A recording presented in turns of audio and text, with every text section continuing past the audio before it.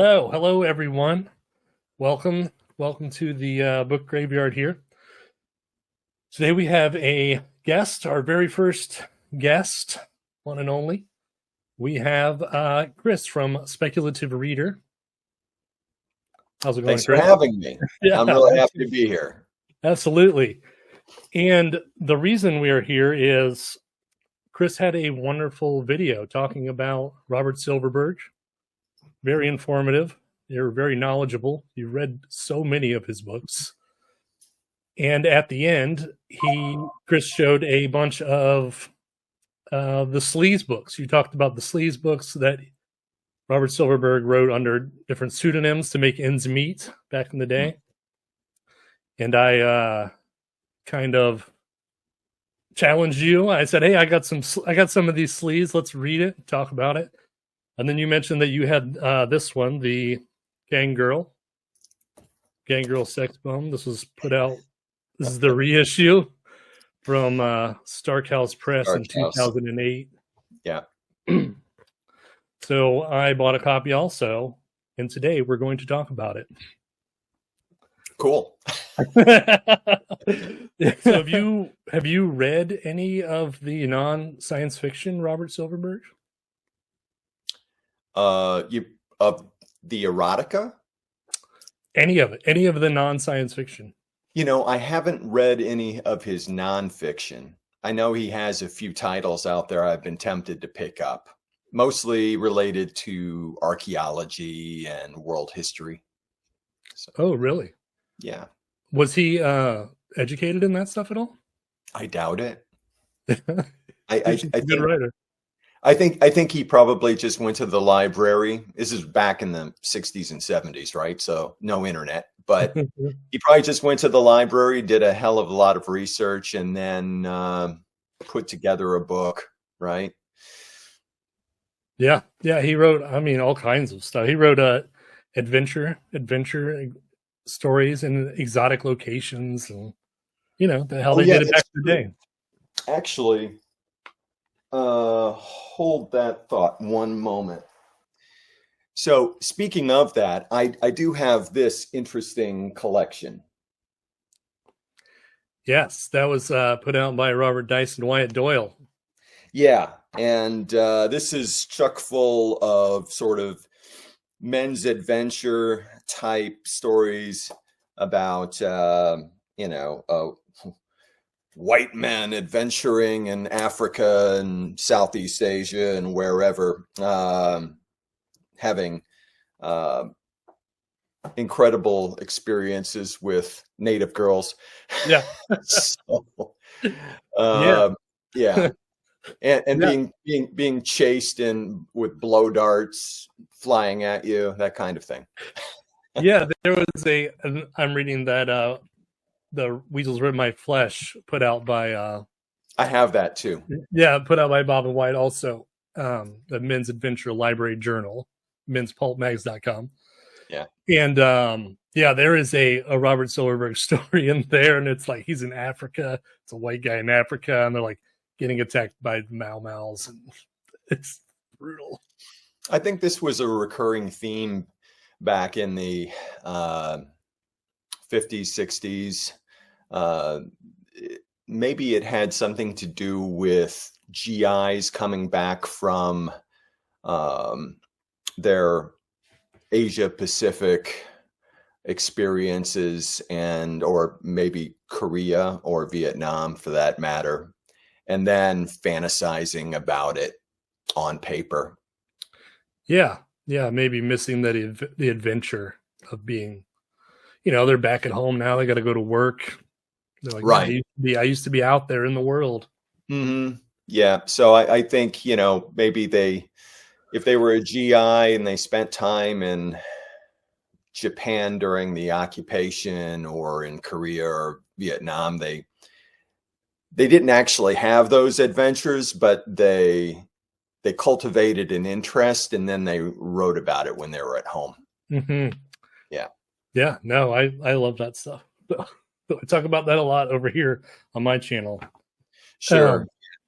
So I had a question, because you're called Speculative Reader, But it's science fiction, right? So I was like, well, I don't know what speculative is. What's speculative fiction? It's a And good I looked it question. up. But I wanted to hear how you explain it. Well, in a way, you could make the argument that a lot of different kinds of fiction are speculative because they're sort of looking at the world through the lens of what if. And that's, itself, that basis of speculative fiction. I guess in the case of the genre itself, if you could call it that, it would be speculating about what's going to happen tomorrow or in the far future. Where is all of this leading? And so it could be something as soon as next year, right?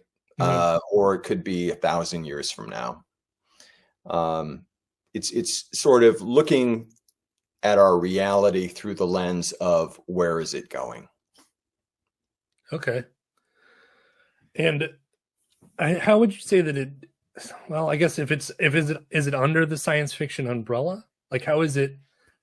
Is there a certain dividing line where you're like, this is science fiction, this is speculative fiction? Well, I think that it's a little muddy. Maybe science fiction fits under speculative fiction alongside mystery, alongside horror, alongside fantasy. Or you could look at it the other way and say that speculative fiction is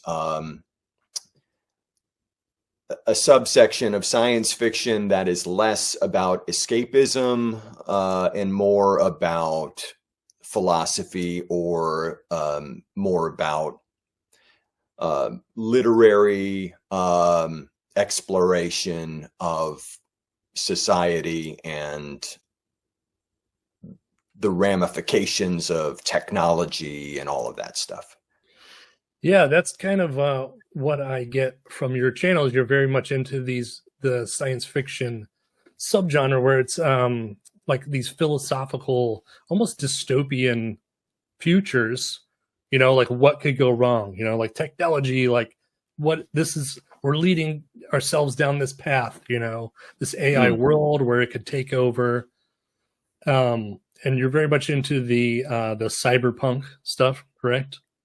Yeah, cyberpunk for sure, and new wave, SF from the 60s and 70s, but not exclusively. I read all kinds of things. I'm currently reading a book that came out this year, and it's looking at where the whole AI thing could be going, but through fiction. It's looking at it through various storylines of characters being impacted by the evolution of AI, which is really timely and relevant, I think. I'll be doing a video on that sometime soon. Yeah, I mean they've been talking about that stuff forever, though. Like that's been a theme since it's been an idea. Absolutely, yeah, for sure. It's scary stuff. It can be. It can be, especially when your job could be impacted by it, like me, right? I use AI in my job all the time. At some point, it's just going to be so good that they're not going to need me, Yeah. Oh yeah, I own a screen print business, and it used to be people would send you their artwork, their ideas, and you would put it together. And now they just send you their AI files. Yeah. So it's like the graphic designers are getting cut first. Unfortunately, that's what, it takes over the art. And I think that's the worst part about it. Sure. Whether it's music or writing or whatever, it's going to destroy the culture first. Sure. Then us. But I mean, to kind of tie it back to my channel, I guess I'm not so interested in reviewing big series of books like The Expanse or Dune, or things that are more about escapism. Not that there isn't philosophical elements in those works, but I kind of feel like they're geared more for entertainment and less for philosophical exploration. Yeah, so it's definitely the ideas are very important to you when you pick a book off the shelf. Yeah, absolutely. I want to be intrigued by the idea more than, people talk about, oh, I couldn't relate to the character or whatever. That's not as important to me, frankly. I mean, the character he can be completely dislikable, but it's his situation and the world around him that is more interesting to me. Yeah, that's cool. But you also read mysteries too, right? I do. Yeah. Because I think those are a lot of character-driven stories. Sure, but mostly the classic stuff. I haven't really read that many contemporary mysteries or detective or crime novels.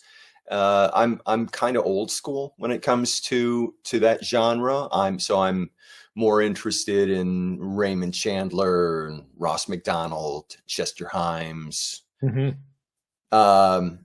I guess I don't know why. I think maybe it's just I like the writing style, or I like the sort of simplicity of the world in which those stories take place. Absolutely, yeah. The simpler time. Yeah, right. The era. No cell phones, no email. Definitely. So, I mean, that's why I only read before 2000s, because I don't want cell phones in the story. I think I don't know. It takes you out of the story, I think, for some reason. It feels too mundane. Yeah. Absolutely. So are you ready to talk about the Gang Girl here? Let's do it. So it's called Gang Girl. Let's see. So I have a little bit about it. Where are we? Oh, just to be clear, there's two titles on here. There's two different novels in here. So Gang Girl and Sex Bum. Yes. I didn't read Sex Bum. I did. More on that later. Yeah, we'll talk about this. We'll talk about the Sex Bum later. Okay, so about the Gang Girl here, it was originally published as a 10,000 word short story called New Girl in the Gang, and that was under the name Ray McKenzie in the detective story magazine called Guilty in September of 1959. And then he expanded it into a 50,000 word novel under the pseudonym Don Elliott, which is what we read it under. And that was published by Greenleaf Nightstand, also in 1959. And this cover in particular was done by Harold W. Macaulay. And I have the other covers. I grabbed them online. I'm going to pop them up there. Yeah. Because they're pretty good too. I mean, there's one thing about Sleaze is that the covers they're always great. That's what got me into this stuff in the first place. Back in the late 90s and early 2000s, there were a lot of books that came out that collected these book covers, as well as other book covers, any kind of men's adventure or crime or science fiction or erotica or whatever. There were all these books that came out with these glorious illustrations, and I just became so interested in diving deeper based on those. So, so is this your first Sleaze novel? No. Okay, good. No. Good deal. I actually have a pretty good collection of them, but they're in storage back in the US. Oh. Yeah. Yeah, it's a shame because it'd be cool to go through those covers. Yeah, it would be. It would be. There's some fun ones in there. Maybe if I can do it later on, I will send you some JPEGs of the ones I have. Okay. You could just flash them up on screen or something. Yeah. Yeah. So, Gang Girl, I wrote up an intro, but then I was like, you know what? I think that he does it pretty well here. Yeah, he does. Like the first two sentences here. So I'm just going to read the first two sentences to tell you about our lead character. Lora Minotti was 5'5" of concentrated sex, 125 pounds of undulated viciousness. She was 16. She was deadly. That So there's yeah. So there's our lead character. Yes, I know she's 16. I'm sorry. I think that must be her right there. It is. Yes, it is because that scene happens in the book. Yeah. Which is really cool because, you know, there's like regular books, non-sleaze books where they don't even get the cover right. Right. You know, it's just here's this and here's this like sleaze book, and they read it. They're like, yeah, we can paint that. Yeah. So Lora, 16-year-old Lora, she's a looker. She's a looker of a dame, and she loves danger and debauchery. She lives with her parents and her brother, and they lived in the Bronx, but they got into a housing project in the Lower East Side. Mm. And in the Bronx, she was a member of the gang. Do you remember? No, I don't. The Scarlet Sinners. Okay, great. It's the coolest gang name I've ever heard. The Scarlet Sinners. And in this gang, she was the Deb, the girlfriend of the gang leader Spook. Spook, yeah. Yeah, you remember Spook? Yeah. He didn't last long. He lived. Yeah. Humiliated. What was that? Humiliated, though. Yeah. All right, so Spook. So that is so she knows she's moving, and she gets intel from this guy that's allowed to walk through the neighborhoods. Because usually if you're in a gang, you have to stay in your neighborhood. Yeah. This is, I think it's 1950s New York. Yeah. Yeah, because it was written in 1959. So 1950s New York.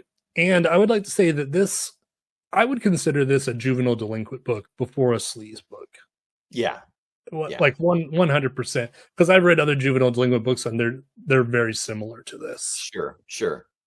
All right, so she's so she gets to her new Lower East Side area. She learns about the gang there, the Cougars, which she doesn't even know what a cougar is. She had to ask someone what a cougar is. So I guess she's kind of saying that, you know, she's not that worldly. She's very street, but she's not worldly. She doesn't know what a cougar is. And so yeah, she finds the headquarters of the Cougars and puts on a sweater too small, 2 times too small. And, you know, they're all over it. Oh, yeah. She finds the guy named Squirrel in the gang. Squirrel. She asks who the leader is, and they're like, oh, the leader's Whitey. Whitey's not here right now. And she already in her head, she's like, okay, I'm going after Whitey. Because in the Scarlet Sinners, she had to work her way up at the bottom. Right. So she's not messing around anymore because she's a real operator. She wants to be on top, you know, right away because she has big dreams. Do you remember what her big dreams are? Other than to dominate the gang, was there something beyond that?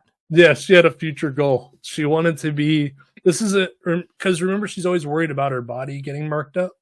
Oh yeah, that's right. She doesn't want to get cut. She wants to be a professional prostitute for the mafia. Oh yeah, okay. She's, An we all got to have dreams. So, is this what you imagined it to be like? Having read Robert Silverberg so many books, did you imagine? Well, it's interesting. This period of his career predates his famous science fiction work, Mhm. right? But I can definitely see how his experience of writing erotica in the early 60s influenced his later science fiction work, because there is a lot of female objectification and casual sex in his science fiction. Not all of it, but Mhm. there is like one particular novel called The World Inside, in which a future society is encouraged to just sleep with whoever they want to sleep with.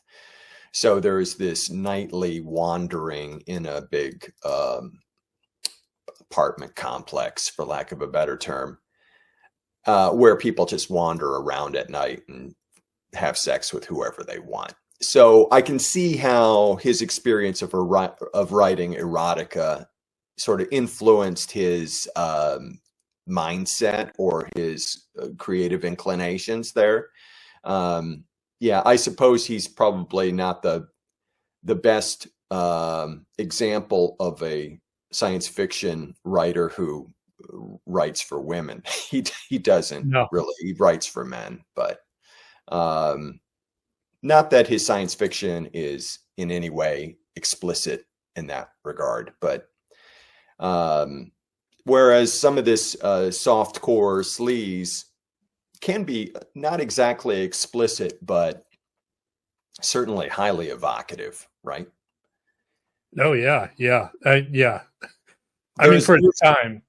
Yeah, there isn't a page that doesn't reference breasts or buttocks or lust of some Lust, yeah.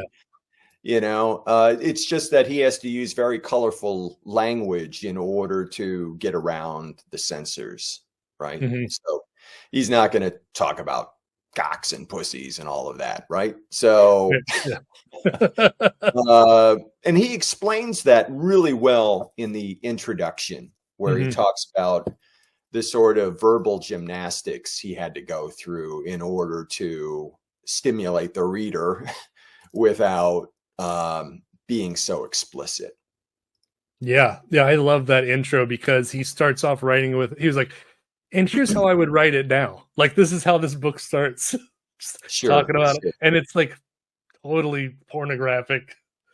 And then underneath he's like, and then here's how I wrote it. And it's funny to see how, it's turned down, but it's still the same thing. Yeah. It's very creative.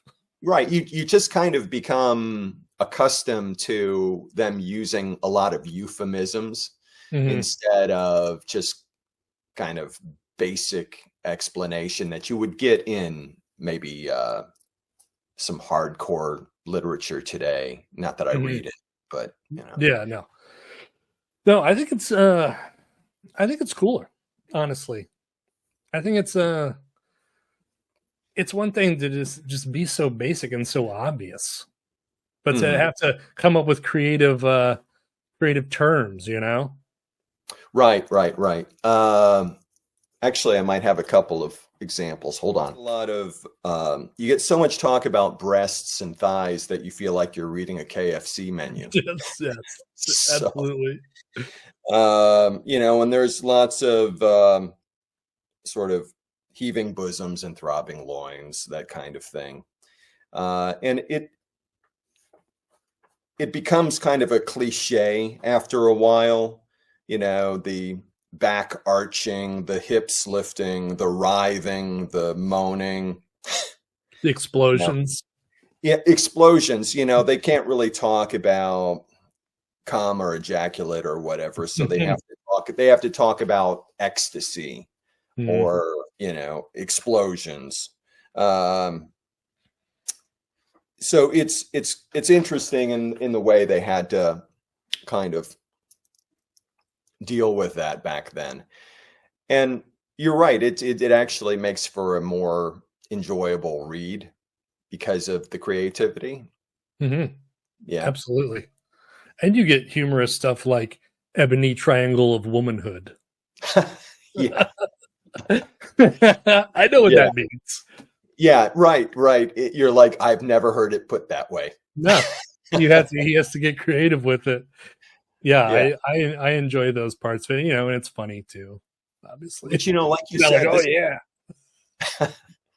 I don't think there was a moment in it where I was like, oh, this is too sexy for me. Yeah, well, this is like you said, it's more of a juvenile delinquent book. It's actually alarmingly violent at times. Isn't there a gang rape in there? Yeah. And Yeah. And there's a lot of shivving. It's like, yeah. Oh yeah, people get murdered. These kids are murdering each other, and yeah. Oh yeah, and they're like gloating about how many kills they got in some gang battle. It's it would be easy to just kind of say, oh, this is basically West Side Story without the singing and dancing, but it's a lot more vicious than West Side Story could ever be. Yeah, and I think that it's smarter. If we were talking about characters, the oh my god, I forgot her name, Lora. The Lora character is really interesting. She's a lot of the time in these books from this era, you have the femme fatale. You have the very attractive woman that, she's there to entice you, and she drags you down in the mud and, ruins your life. Sure. But in this, like, she's more of a boss. She's like, she's the gangster. She has ambitions. Yeah. It's not just she's dragging these people down. I mean, they're already kind of down anyway, and she is manipulating them. Oh, absolutely. But she's so much stronger than just, I'm going to use this guy to, I don't know, to get what I want. But what she wants is to be in charge. Absolutely. She's like the queen on a chessboard, and everybody else is a pawn. And anybody who thinks they're a king are going to quickly be eliminated. Yeah. Yeah. And I've read a few of these juvenile delinquent books, and they oftentimes have a female, and she is kind of good. Like, she's kind of a good girl who like gets in with the bad kids, Mm-hmm. It looks romantic, and she gets sucked in, and then she's doing all these things that she doesn't want to do, or she has a guilty conscience, or there's some kind of morality there. Whereas Lora is just like Tommy from Goodfellas, just like crushing everyone. She has no conscience whatsoever. She doesn't care about any of these people, her family. She don't care about nothing. She's almost bloodthirsty in the way that she goes about things. And whether she actually enjoys the sex or not is beside the point. She's just using it. She's using her body as a weapon in a way. Yeah, she's a psychopath, and everyone else is just kind of like, they're surviving. They're street kids in New York, and they're not rich. They all live in the projects or whatever, and they're just kind of like, they hang out, and they pretty much just party. Yeah. They haven't been. You don't go into other one's territory. There's like the toughness. There's fighting. But for the most part, they just want to have a good time. Mm-hmm. Mm-hmm. So she is kind of, she gets in there. She gets Whitey right away. Yeah. And he had a Deb. He had a girlfriend. And, as soon as he sees Laura, she's gone. Like, girl's gone. And the girl tries to fight Laura. And then that's when we have the scene from the cover. Where she like rips it off and her boobs are flopping around. And she sees that while she's fighting this topless girl, that she has Whitey's initials tattooed on her. Right. And she's like, oh, what's up with that? While they're fighting. She's not going to have any part of that. She doesn't want to be cut. No, she's, she isn't owned by anyone. She's Yeah. in charge. So she stores that in her mind, like, I'm not gonna work my way out of this. Mm-hmm. And so yeah, they kick the other Deb out. That girl's gone, and he hits her too. There's lots of like you said, there's lots of violence in this. Yeah. They, Oh yeah. they don't hold back here. The guys they'll hit the girls. They'll, the gangbang rape scene was atrocious, organized by Lora. Yeah. Yeah. Right. And then she sits there and laughs and watches. Right. She's such a sociopathic sex kitten, right? She takes pleasure in other people's pain. Yeah. Yeah, she is. She's probably one of the toughest characters I think I've ever read. To be honest. Yeah. No, she's brutal. So yeah, she's she's Whitey's lady, and he wants the initials, and she ain't having it. So she goes up to Squirrel, the number 2 man, and is like, "Hey, buddy, take me back to the room. I'll be your Deb, and That's you right. you can take out Whitey, and you'll rule the gang." And he wants it, so he does it, and she is like enamored by the fact that she got this guy to kill his best friend for her. Yeah. She's psychopath. Yeah. Yeah. So now she's like, oh, well, now I got Squirrel, and she just starts pulling the strings. So she's calling all the shots. Yeah. She can talk him into anything. Yeah, she can talk him into anything because he wasn't a thinker. That's why he was number 2. Sure. He was happy being number 2. Mm-hmm. And so now he's number 2. He's still number 2 again. Just she's the leader. She's the gang girl. So, there was one thing I wanted to talk about, and there is drugs in this, and there's always drugs in these stories. And it's heroin, isn't it? One of the guys is on heroin. Yeah. But I thought this was really cool of Robert Silverberg, and I wondered if it was on purpose, is that, Laura and Whitey go off the first time, and he's like, oh, you want to smoke weed? You want to smoke M? M. And she's like, yeah. And she's like, oh, yeah, I'm down with that, but I don't want to do any of the hard stuff. And he's the same way. He's like, yeah, I would never touch that stuff. There's a guy in the gang, and he's a mess. This guy is messing up his life. And I thought that was really funny because everyone is so terrible in this that he could have easily thrown that in there and have them be doing that too, but he didn't. And I thought that was kind of cool. I wondered if it was on purpose. Like he's like, you know what? I'm not even gonna put that in there. I'm gonna say it's bad. Right. That was that's an interesting decision on Silverberg's part to sort of. I wouldn't say it would be necessarily a sort of moralistic thing. I think he just needed to not go down that path because that would take the story in the wrong direction. Yeah. In a way, if you get your characters hooked on heroin, then the story becomes about them being hooked on heroin and trying to overcome that. And he didn't want the story to go in that direction by so instead he just has them smoking weed, and as we all know, that's not a hardcore drug, and that's not going to debilitate you in the same way. Mm-hmm. So that allows the story to be more flexible, perhaps. Okay. Yeah. Okay. Because I was like, oh, it could just, if you had that, it's just a train speeding down the tracks. It's going to wreck. You know it. You're going to get an overdose or die, or you're going to end up in prison or something like that. Okay. I'm just speculating over here. Well, you are the speculative reader, so I would expect no less. So there's some other gangs. Every gang is racial, but Robert Silverberg doesn't do anything derogatory. Mm-hmm, mm-hmm. Like there's a Puerto Rican gang. I think this gang is Italian, though they don't really say it. Because they're from the names, maybe I can't remember. Well, her name is Italian, so. Yeah, there's that. So yeah, there's the magicians who are the Puerto Ricans, and the aces who are the black guys, and the ravens are Irish.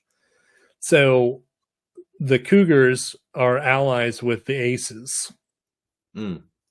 And the magicians, the Puerto Rican gang, I think that they're allies with the ravens, but the magicians and the aces are fighting at school. So Lora gets in the middle of it because she wants the cougars to have a gang fight, a giant gang fight. It's not enough to just ruin these guys one by one. Yeah. She wants a war. She wants a bloodbath. Yeah. She's so vicious, this chick. That's insane. Yeah. I was surprised. I was surprised by it all. I was like, is this like female strength that we're seeing, or is this derogatory? Probably more the latter than the former. Derogatory, you think? Yeah. She doesn't bow to anyone. No. But you wonder, okay, was Silverberg inspired by some particular person that he read about or knew? It's hard to say. I think he's just basically taking all of those cliches about the rough, raw, uneducated, vicious characteristics of a young gang member and funneling it through this character and making her a female for the sake of exploring the sexual aspects of it, I guess. And it's more exciting, frankly, than if it were just a guy trying to rise through the ranks. Yeah, it makes it stand out. Yeah. Yeah, I guess I'm putting a lot of positivity in Robert Silverberg. I'm like thinking such great things like, oh, he's not doing drugs because of this. Oh, it's a woman because he wants the woman to be powerful and strong, or but maybe not. Maybe I'm just thinking what I want to think, I want to see, Sure. I imagine that probably Silverberg smoked a fair amount of weed back in the 60s. If you've seen a photograph of him from that era, he's got long hair and a luscious beard and this dreamy look in his eyes, So we'll talk about the end here, the spoiler. Okay. If you want to not listen to it, that's okay. She entices Squirrel to kill another one of his friends. A couple wants to leave the gang, and they come up, and any other time, that's how you did it. It wasn't like wasn't blood in, blood out. This is like kids street gang, and they're like, hey, we're done. We're gonna go live our lives. They're like, okay, have fun. But she ain't having that. And so Pug, that's his name, Pug comes up and is like, me and my lady are going off. We're gonna get married and we're done. And Laura's not having it. So she tells Squirrel, and she's like, hey, you can't let him leave. Squirrel's like, no, it's fine. And she's like, no, you have to stop it. So he goes. So Squirrel goes and kills Pug. Oh yeah. Right. And the other gang members are like, they're not impressed. They're not fans of this decision now. Yeah. Like, he wants to leave. Like, so you're going to kill me next? I think that's pretty much what they were like. Okay, this is what's going to happen. I'm going next. So Laura's very happy that she's made her boyfriend kill another friend, exerting her power. She's even more powerful. She goes home. She gets a call from one of the other devs, and they're like, "Oh, Squirrel is hurt. He got jumped. You got to come down here and help us fix the situation or whatever." So she comes in and she gets into the clubhouse, and all of a sudden it's just all of the devs. And all the devs are there, including the two that the first Whitey's girlfriend and Squirrel's girlfriend. They just circle her, and they do what she did, and they rip her shirt off, and then they carve the initials of the dead boyfriends into her body. He says they knock out all of her teeth, Yeah. and then they just slash her body. So her dreams of becoming a prostitute for the mafia are over, and then they throw her naked into the street. Yeah. And it ends with her crying. Mm-hmm. Yeah. Well, she got her comeuppance. She got it. And you know what is, she deserves it. She's a terrible piece of shit. Yeah. Like, as much as I'm like, oh, she was strong and all that, she was horrible. She deserved worse. What was disturbing for me was that my wife's name is Lora. So I'm reading this. Oh my God, this character. Did you tell her? And then she's doing this. You'll never believe what Lora did. Awesome. So what did you think of Gang Girl in general? I'm with you on this. It was more vicious and more down and dirty in terms of the violence than I expected it to be, even though I should have known from the book cover. That I thought it would probably be I thought I'd probably have more sex in it, perhaps, but like we talked about earlier, the way he talks about sex in a very colorful and evocative way rather than an explicit way, it's always there, sort of in the background, sometimes in the foreground, but it's really a book more about an ambitious young gang member who wants to be the top of the clan, and so it's really about her machinations and manipulations. Yeah, absolutely. Yeah, this is not really it's not a sleaze book. It's a gangster book. It is just so gangster. Yeah. In that way, it's very hardcore. Yeah. Yeah, it's very, the sex is softcore, the violence is hardcore. Mm-hmm. Yeah, that's funny how the sex would be censored, but violence, just go ahead. They did the right thing by pairing it with Sex Bum, because it's about a young guy who's trying to rise through the ranks of the syndicate. They don't say mafia in the book. They just call it the syndicate. Mm-hmm. And he's basically a delivery boy for the mob. And he has a lot of interactions with the young women who have been corralled by the mob for prostitution. And so they basically keep these girls around not only for generating income, but also for the entertainment of the mob members, right? So what happens, though, and I won't spoil anything really, is that he starts to lust after the head of the mob's girlfriend, right? Who shows an interest in him as well. And they even have a sexual encounter on a playground swing for some reason. And she's not like a young girl or anything. Yeah. She's just hanging out by the swing set. This is in New York City also, I take it? Yeah, right. And an opportunity thing. Right. So she's about to go into the apartment building and be with the head of the mob, but they have their little encounter there, and that whets his interest in rising further in the ranks in order to get her.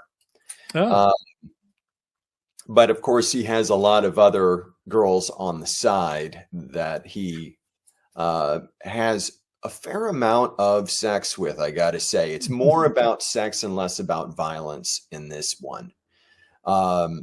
There's a wide variety of sex too.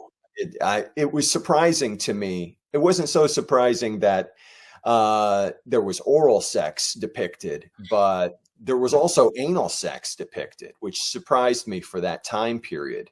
Yeah, in 1960. Yeah, and he even expresses surprise that this particular girl wants that, Mm-hmm. and they have a kind of a discussion about it before getting down to it, and it was like, okay, he's writing from experience here. I can tell. Oh, dude. Well, that sounds much dirtier. It is dirtier, but he's still dancing around with the language, right? He's not being hardcore explicit, but you do get a clear picture of what's happening. Wow, I'm surprised that they would go that far. Yeah, maybe it was written a few years later. I don't know. Yeah. Wonder if it was like a lower publisher. Yeah, I'm not sure, but it was a bit surprising. It's also, you can tell that it's Silverberg writing it as well, based on what he did in Gang Girl. So even though he's writing under a pseudonym, I feel like you do get the authorial voice coming through, so you can tell that it's him. It's entertaining. It's entertaining. It's a different story. It's like I said, the emphasis is more on sex. Maybe that's because the character is male, but yeah, it's actually, this volume is a nice pairing of these two gang related stories. Yeah, I would say that. I mean, and from the sounds of that because it's Robert Silverberg, it's entertaining. Like, even if when he's writing this stuff, and I've read some of the other sleaze from the era, and it's boring. It's not good. Yeah, it's not, and it's not like it's just written poorly. I mean, like, it's boring. Like, right. the worst sin there is.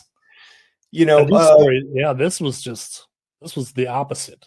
Some of the famous crime writers of that era and later, like Lawrence Block and Donald Westlake, they worked this terrain as well. They were writing plenty of sleaze novels back in the 60s under other names, obviously, you know. Yeah. I think one of them was, I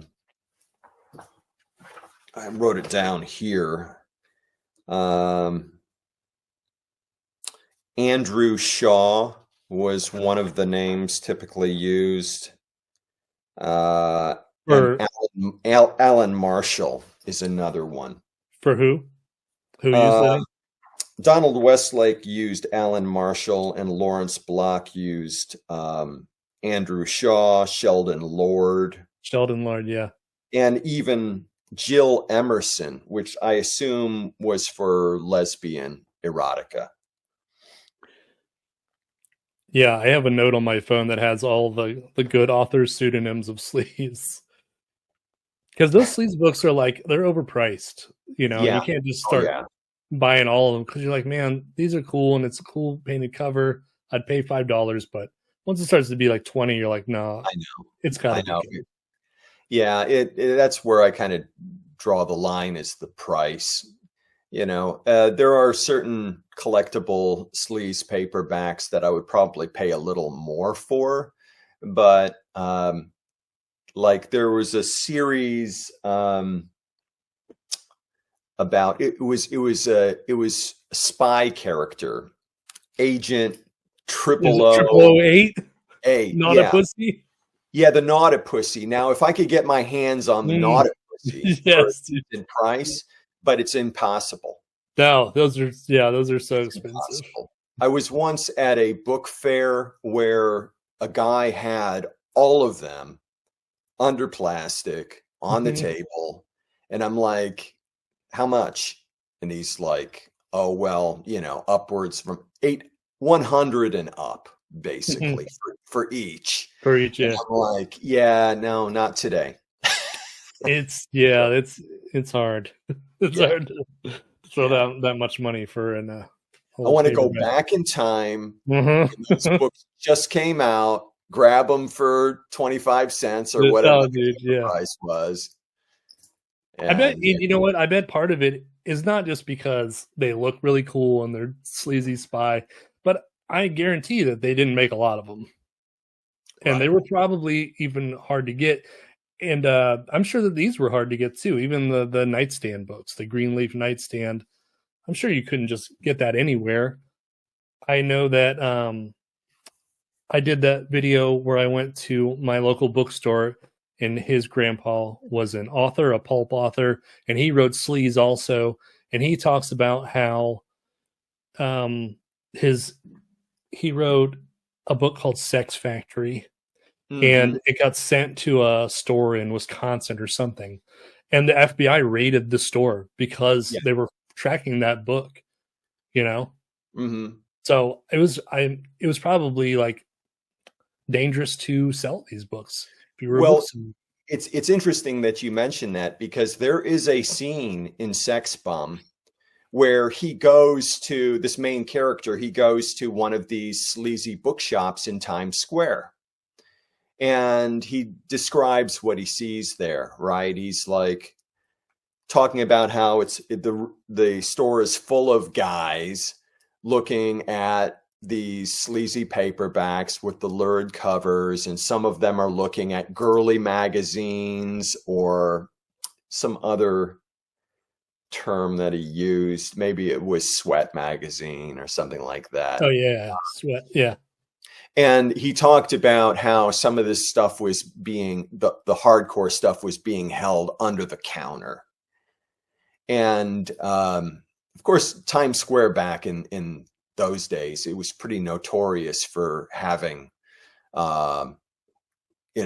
dirty movie theaters and that kind of thing. And to go back in time to see those bookstores would be fascinating. But it was interesting that he included that scene in the book. He doesn't put them down, does he? Puts down the reader in the book. It's like, no, not at all. I mean, all these scumbags. It was kind of a very meta moment. Yeah. Because, you knew that if somebody, that's probably the environment in which someone bought the original copy of Sex Bomb. Mm-hmm. Right? Mm-hmm. And Gangrel. So. And Gangrel. It wasn't at the grocery store checkout, that's for sure. Right. You have a couple of others, right? You have Flesh Merchant and... Yeah, we got... So I got these. I think I picked them both up at the Pulp Fest last year. So... Oh, yeah. Flesh Merchants. And Only the Depraved. Only the Depraved. Yeah, that looks like a Bonfils cover. Robert Bonfils. Yes, it does. He was kind of the Michelangelo of sleaze paper. That's a good way to put it. Yeah, he did Naughty Puss in those Agent 008 novels, among other things. And that's how I first found out about him is through one of these picture books that I mentioned earlier that are full of all these book covers. And I was like, wow, this guy was prolific, and he had a certain not only a style, but also a certain taste in women. Right. So massive boobs, this and very exaggerated facial features, and this sort of dazed look on their faces that it was probably came straight from looking at nudie magazines from the era. Right. He's not hiring a model. It's just he is not. Nudie magazines and his twisted imagination. You have some books you want to show us here? Yeah, I want to start off with a couple of recent reprints. I say recent, in the last few years. They're from a small publisher called Grizzly Pulp. I don't know if you've heard of them. but it's a series of stories by Tokey Wedge. Jack Lynn, the Tokey Wedge Tokey Wedge, Swinger series. And the cover art is new. It's by, what's the artist's name? He did a lot of comic book art. But here's the second one, Mad for Kicks. And they have on the back a sort of illustration of Tokey flying through the air in his Chevy or whatever it is. And those are new, right? These are new. Are they reprints? They're reprints from the 60s. Oh, okay. Now, I had never heard of Tokey Wedge before getting these. I don't even remember how I heard about these. I think I saw them on some blog back a few years ago and decided to take a chance.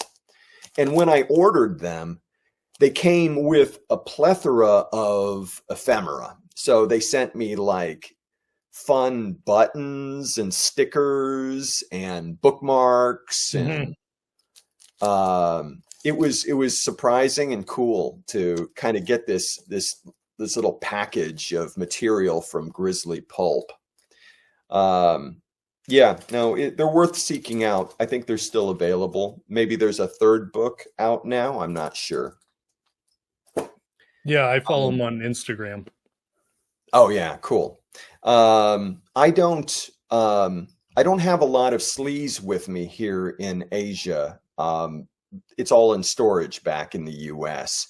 But I found this interesting vintage sleaze from it's basically a kind of Marquis de Sade type of sleaze. So it was written like in the 1700s.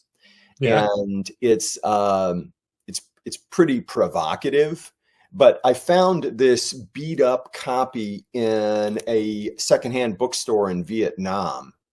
And it's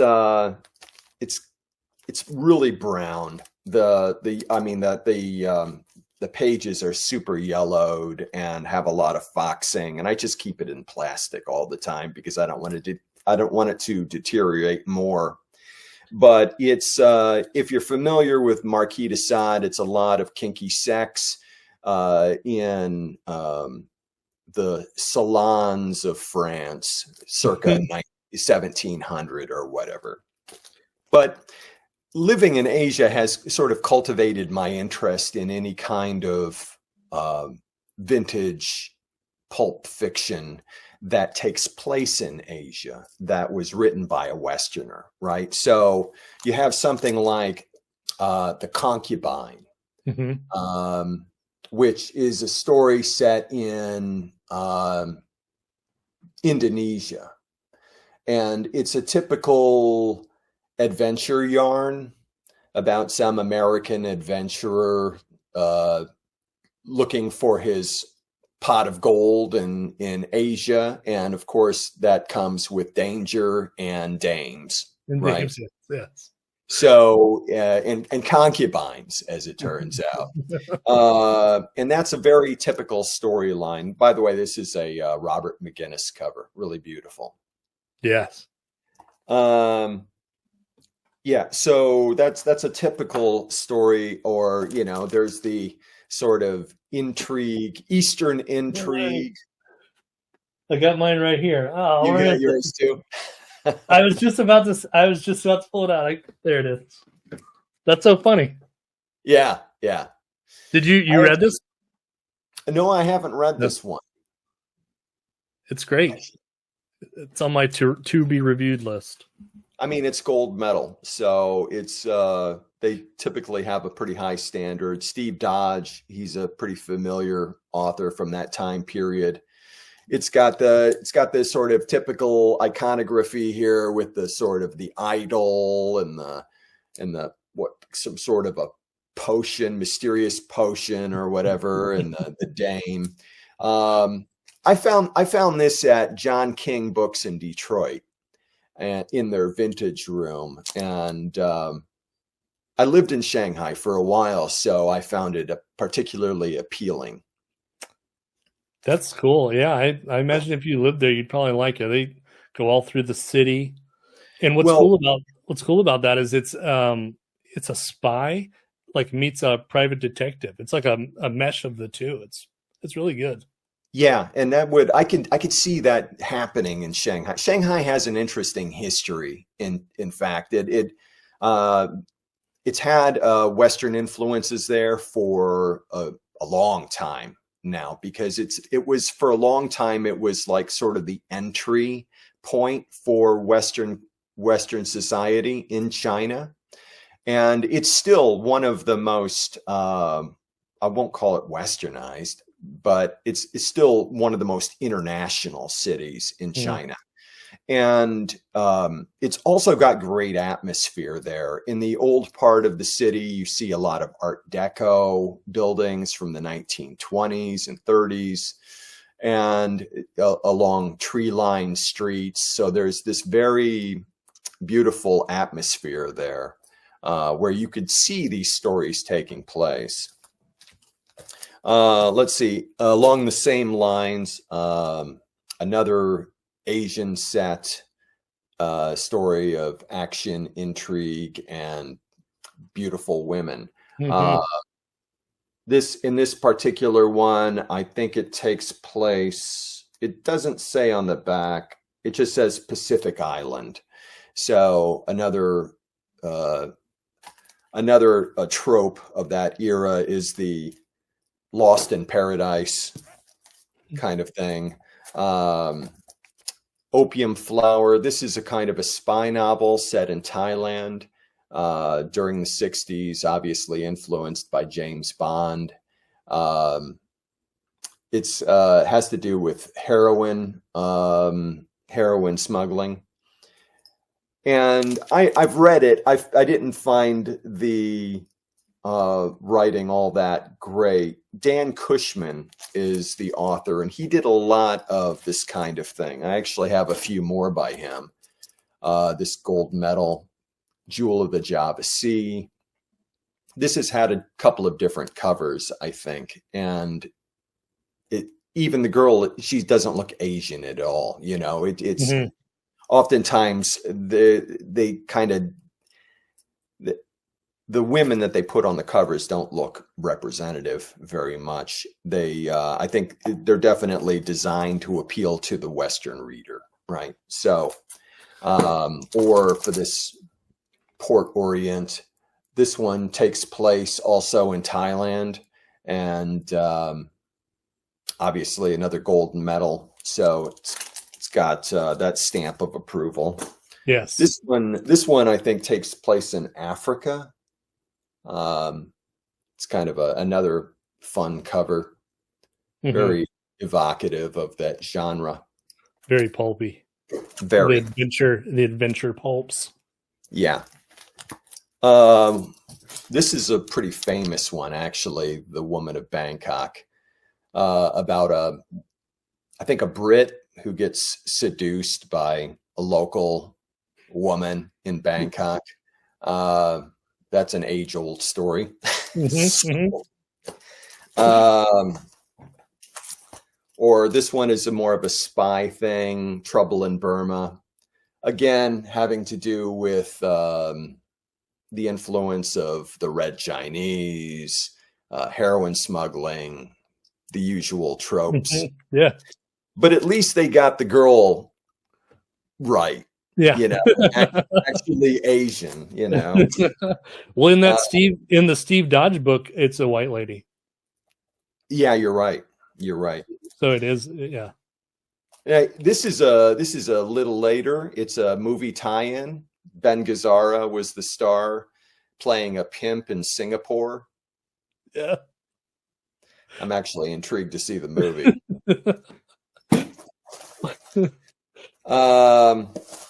Let me see a couple of others. Oh, this one's actually another great kind of spy story, Split Bamboo. Also having to do with the Red Chinese, Mhm. right? Yeah. Cool Always cover the on this. communist.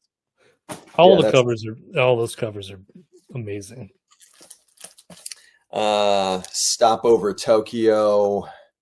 I think this is part of a series, the Mr. Moto series. A different style of cover, but kind of cool as well. Yeah. And I this is another series, another spy-related one. All of this series takes place in Japan. Kind of a fun, kind of cartoonish cover in a way. Burns Banyan and Karate, knife through the nightlife in Tokyo's gay corner. Oh, dude. Gay corner? Yeah, I think I know. I would be all over that thing. I bet I love when they just do something so different, and especially like that you didn't see at the time. You know, like right. not accepted by decent society. I want to read it. Sure. Oh, another Eastern intrigue. The gold of Malabar. I had to look up where Malabar is, and it's in India. Though, interestingly, the building at the bottom of the cover is very Thai looking. So they were just taking random influences and throwing them on the cover. Maybe they stop over in Thailand for a second. You never know. But yeah, those are just a few of my vintage paperbacks here. One more for you, Red Dragon, typical spy espionage. Red Chinese. Yes. Oh, and this is completely different.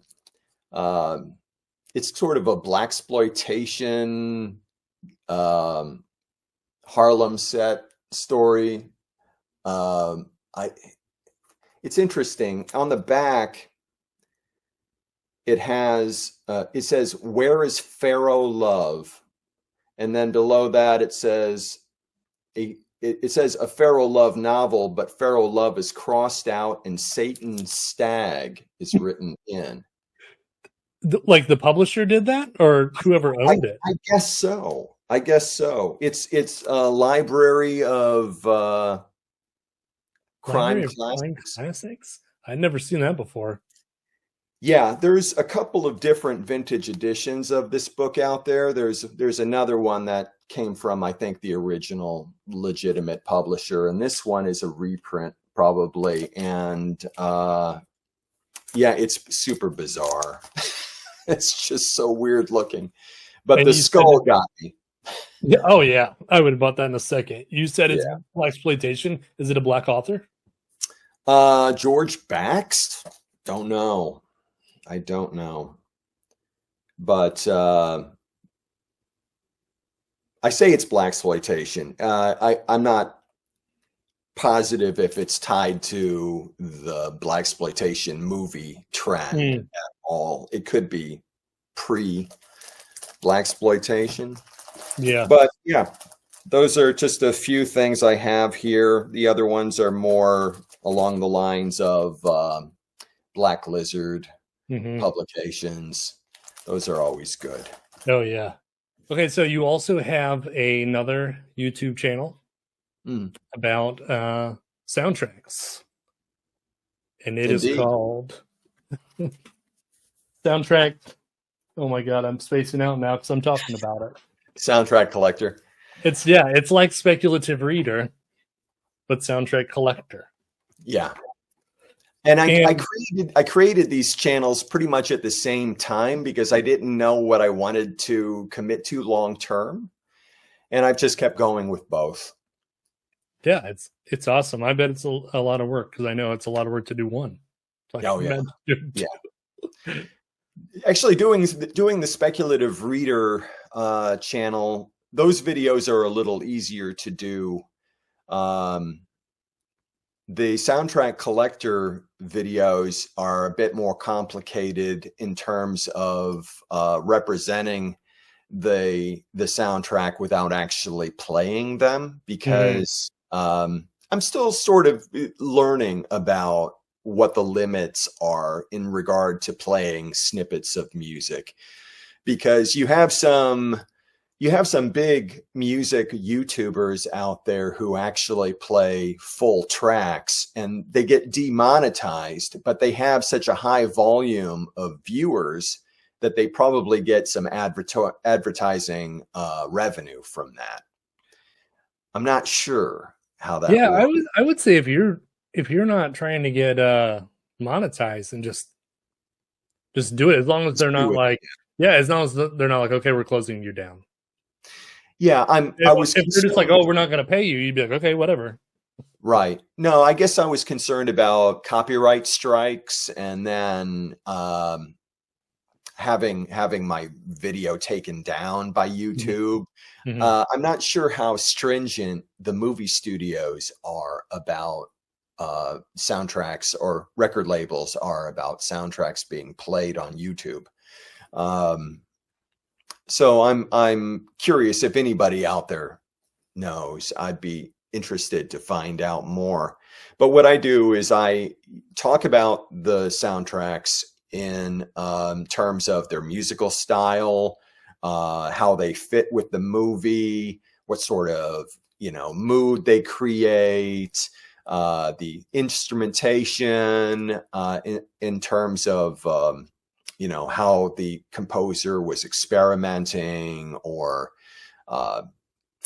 taking inspiration from something else, So I try to talk about it while showing clips of the movie without the audio, just to sort of give people a reference point, because it would be very difficult to talk about soundtracks with no visuals either. Right. Yeah. I know. That's when I was thinking about doing this, I was like, do I want to do a podcast or a video? And I was like, look at the covers, do the video. Sure. Have the visual, it makes a lot less work, I guess. Yeah. And my interest in soundtracks started kind of back in the 1990s when there was a lot of interest in terms of sort of pop culture back then, in terms of like movie soundtracks of the 1960s and 70s. They were getting reissued a lot because of the interest in old spy movies or old blaxploitation movies. Mm-hmm. You might remember like when Austin Powers came out in the 90s, it was heavily inspired by the 60s spy movies. Mm-hmm. And so as a result of that and some other things like the movie Pulp Fiction, and there are other examples, a lot of old movie soundtracks got reissued, and I started to collect them and write about them on a blog I had back then called Score Baby. And after doing Score Baby for a few years, I thought, oh, I should write a book. Mm-hmm. And that's the book that I talk about at the beginning of each soundtrack collector video. And it's not like it was a best-selling book or anything. I probably made more money reselling soundtracks than I did off of that book. But it was fun. It was a fun project. And now I'm sort of using that experience to talk about soundtracks on YouTube. And, you've seen what I've put out there. I do top 15s of certain composers. I'm working on one right now about Ennio Morricone. And of course, he's famous for spaghetti westerns and a lot of other things. That'll come out in the next few days. I've done similar videos for John Williams and Hans Zimmer and others. And I did a big series on science fiction soundtracks, and I did a video on James Bond soundtracks. And there's more to come, whether it's horror or sexploitation movies or blaxploitation movies. There's so much out there that I talk about. Yeah. Well, I was going to mention the name of your book is called Film and Television Scores, 1950 to 1979, a critical survey by genre. And when I was going to get the picture, because I'm going to put a picture up, it's in the libraries around me, and I think that's awesome. Is it really? Yeah, it's in it's in the college library. Amazing. Yeah, it's cool. So Because I've never seen my book in the wild. yeah, you should Google it. See see where it's at. See what libraries it's in. That's cool. That's cool. So yeah, I got a couple here myself. Got this classic here. Yeah, Blade Runner. Vangelis. Yes. Yeah. This was, I mean, this was like he did such an amazing job of it sounding like old noir music, but not at all, you know? Not at all, right. Man, I used to listen to this at work when I worked for someone else. And I was in charge, so everyone had to listen to what I wanted to listen to. And every time they'd come in, they'd be like, what is this Halloween music? Halloween music. It's like they haven't seen Blade Runner? Yeah, no, I don't watch that. Easy. They're squares, man. What a beautiful movie. I know. And then I grabbed this one because we talked about it on your video when you were doing your James Bonds. Oh, Thunderball. Yeah. So this would be my number one. What did you put from Russia with? No. What was your number one? The number one that I put in the video. It was hard because you broke it down by like the theme song, the main song. I didn't actually put them in. I didn't rank them in terms of number one, number two. I talked about them in chronological order. But Thunderball might be my favorite, especially the expanded CD version, because it has all of the action music from the underwater sequence, which is fantastic. Oh, it's so good.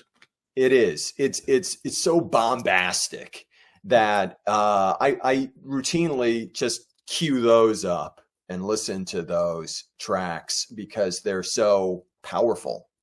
Yeah. I love listening to this while I'm reading spy books. Absolutely. No, I do the same thing. Yeah, it just matches the mood. I think when you're the key witness, one of the first comments that you made was you commented about the artist. Oh, right. Is that Robert McGinnis? I believe so. Yeah. It's either Robert McGinnis or this other guy whose style is very similar, whose name is escaping me right now.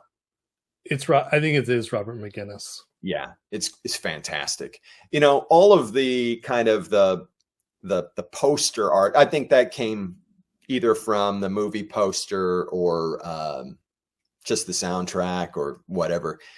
Back then, they really created fantastic art for movies, for the movie posters and the album covers, much more so than today. Oh yeah, they paid the same guys who were doing the book covers. Yeah. I love any kind of painted poster art or painted. I mean, you can see behind me, I have a painted Apocalypse Now poster, but it's from Thailand, so it has some Thai writing on it. Yeah, but I love that kind of thing. I know. I think the artist you're thinking of is Ron Lesser. I think he gets mixed up with sometimes. And here's another one that we talked about on your channel. I commented it was on your sci-fi, and I said I have the Forbidden Planet because it's and I was like it's cool, and I love this movie so much, and I bought it knowing what it was going to be, and it totally is. It's just like beep, burp, burp, burp, burp, burp. Just like sci-fi noises. And it's so bad. I think I listened to like maybe half of it once, but I was like, I don't even care because it's Forbidden Planet. Yeah. I mean, you got to have it, even though it's not conventional music at all. And they weren't the BB Baron, or who's the composer name? Yeah, Lewis and BB Baron. Lewis and BB Baron. They were not insiders in Hollywood at all. They were hired from like the experimental music scene to come up with that stuff, and they weren't even nominated for anything because they weren't part of the union. When you watch the the movie, it's perfect. I know, right? So it sounds like, but when you just sit around and listen to it, you're like, burp, burp, burp. It's absurd when you just listen to it alone. And then I got something more classically done here. La Dolce Vita. Oh, nice. Yeah, that's So great. Anita Ekberg. Mm-hmm. Who was in she was in a James Bond movie. Remember? But it's just her picture. Oh, okay. From Russia with Love. When Russia with Love. Yeah, when they're gonna assassinate the guy, it's a picture of Anita Ekberg and he comes out that's right. Yeah. He's coming out of her mouth. That must have made audiences ecstatic back then. They were probably like, "Oh my God, it's Anita Ekberg!" Yeah, yeah. But that's a great film too. Fellini. Yeah, it's good. It's not one that I want to watch a bunch of times. No, you see it a couple of times, and that's enough. Yeah, it's pretty. I don't know, degenerative. It reminds me of staying out all night drinking and feeling terrible. That's what that movie is. Yeah. No, pretty cool. I got two more. Just I got some 80s here, and this is Lost Empire.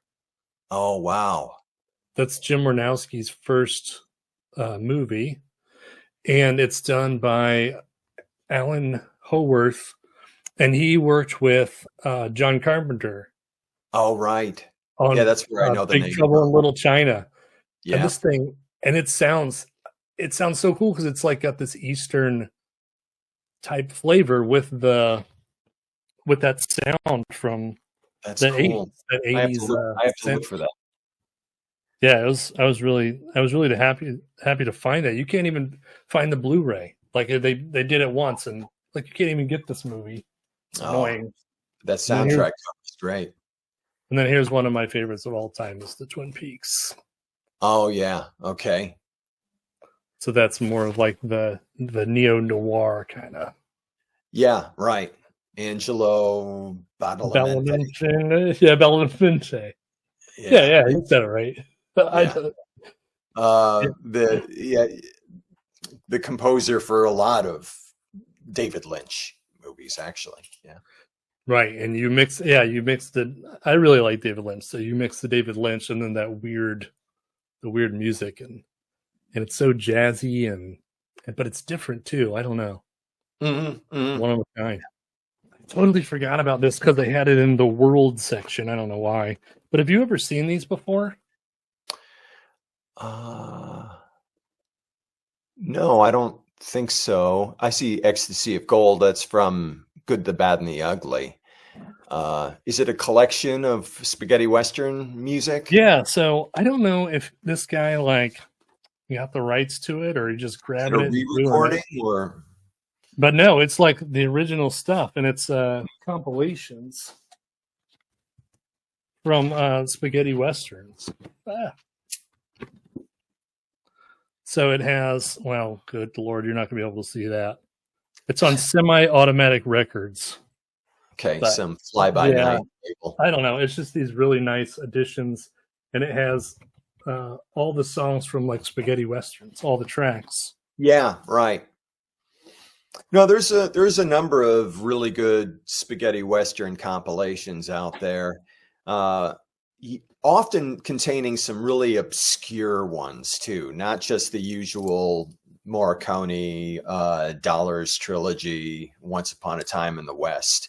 But there's a lot of obscure spaghetti westerns with other Italian composers that are really worth hearing. And I'll probably do a video just on that topic alone sometime soon. I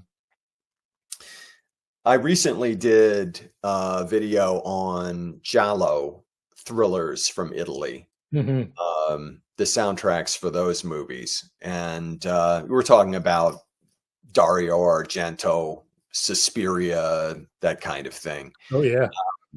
And anybody interested in movie thriller soundtracks should check that out. But I do have a great love of Italian cinema, and Italian movie music is special. There's sort of a distinctive flair to the music that it defines it as kind of Italian. You hear it and you're like, that's Italian film music. There's a melodicism. There's a sort of a vivaciousness. It's great, especially from that era of the 60s and 70s. Yeah, I know they cranked out those movies. I love, up when they were doing the bootleg versions of American popular cinema in the 70s and the 80s, and yeah. And then the music matched it. These weren't like, I mean, they were bootlegging these movies, kind of remaking them, but there was talent to it. It was original, and the same with the music. It was a pretty big film industry back then. I don't know that Italy still has anywhere near what it had back in the 50s, 60s, and 70s. It was so prolific. They were putting out just dozens and dozens of movies every year in all kinds of genres, right? Everything from crime and sexploitation to spy movies and war movies and what have you, westerns, obviously. But yeah, I find that whole era really fascinating, and that's why I wrote that book. But I will continue to explore the topic on my Soundtrack Collector channel. So yeah, that's awesome. Everyone go follow it. That will be down there also. That link, I'll tag you. All right, appreciate that. So yeah, so let's we'll close it out now. Thanks everyone for watching. If you made it this way, if you didn't, you suck. Yeah, there you go. You're on the book graveyard. You can say that stuff here. All right. Yeah. No, thanks for having me. It's been really fun. Yeah. Good. All right. So, all right. Well, see everyone later.